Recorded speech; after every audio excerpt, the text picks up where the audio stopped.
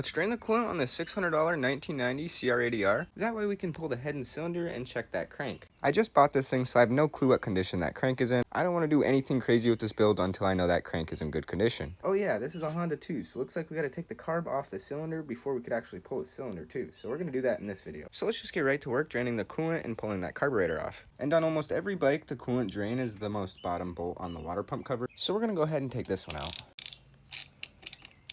That coolant drain pad is doing so much. Let's fix this real quick. That is definitely not the right bolt that's supposed to be in there. So we're going to let the coolant drain out of that, but you also want to pop the cap off your radiator, or it won't drain fully. Now, while the coolant system is draining, let's actually just go ahead and start taking off the carburetor. We're not disconnecting the throttle, so we could just go ahead and take off these two Phillips head screws, and then the one on the boot to your airbox. And then after loosening, wait a minute. Are you guys seeing what I'm seeing here? This carburetor wasn't even sitting in the boot. Maybe that's why the owner could not get this bike to run right, because this Chinese carburetor had a massive intake leak. It didn't even look like it was fully in that intake boot. So we got that carburetor fully pulled off, and I tucked it out of the way, and there's no more coolant coming out of the engine. I'm going to go ahead and actually kick this over 1 or 2 times to make sure. Oh. Sounded like it almost wanted a fire. Since we're planning to take off the cylinder and the head, I'm going to take off these 2 coolant lines going to the head. These are pretty easy to take off. We're going to go ahead and loosen the hose clamp, and then we could just pull that right off. I don't know if this is a Honda or just a CR80 thing, but it's kind of weird how there's 2 coolant lines going to the head.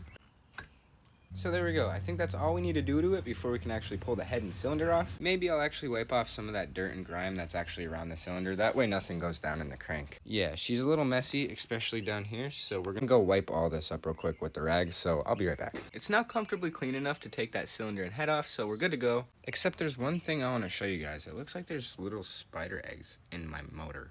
I have no clue what this is. That looks kind of scary though.